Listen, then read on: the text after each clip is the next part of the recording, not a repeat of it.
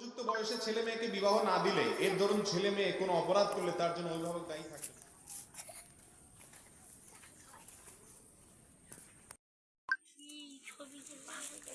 কি রে ছোকরা, বিয়ে টিয়ে করবেন নাকি? হ্যাঁ বাবা, বয়স হচ্ছে, বিয়ে টিয়ে করবো না। চ, কালকে একটা মেয়ে আছে, দেখতে যাবি নাকি? The next day.